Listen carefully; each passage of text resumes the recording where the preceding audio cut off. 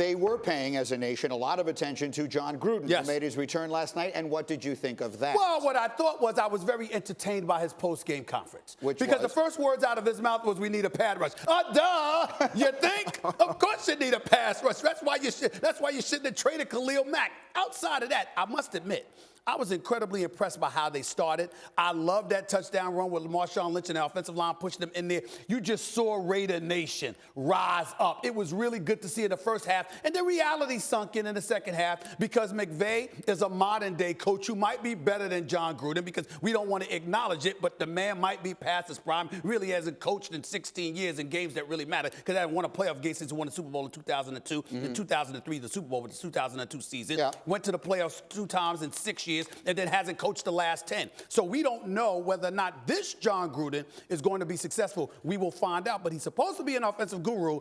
Derek Carr's supposed to be that dude.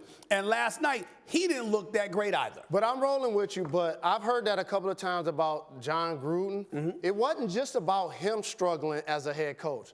Every new head coach in the NFL, they're all 7 this weekend. All lost. So those were some people that were in the game last year also. And not to defend Jon Gruden, but what I want to say is the organization made a decision. Right. Okay? Right. Who are we going to invest in? We're going to invest in the head coach to be the face of the franchise as we leave Oakland to go to Las Vegas. We're going to cripple our roster, literally, and take Khalil Mack off of it. We saw he did with the Bears and not pay attention to what that does to the players in the locker room who know he's been an all-pro. Here's what I don't like about what you're saying.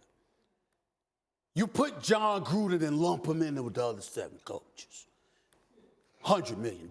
Yeah. I want to hear Jon Gruden in a bowl with everybody else. No. There's Jon Gruden, and then there's everybody else because everybody else didn't get $100 million. If you're the Raiders, you trying to tell me you couldn't get Jon Gruden for $75 million? You trying to tell? What's he going to do? Stay here?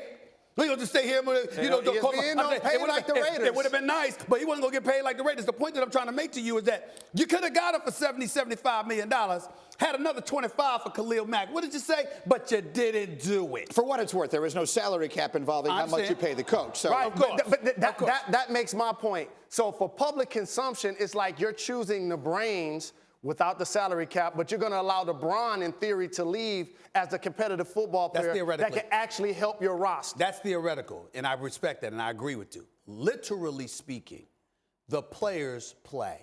It's a players' league.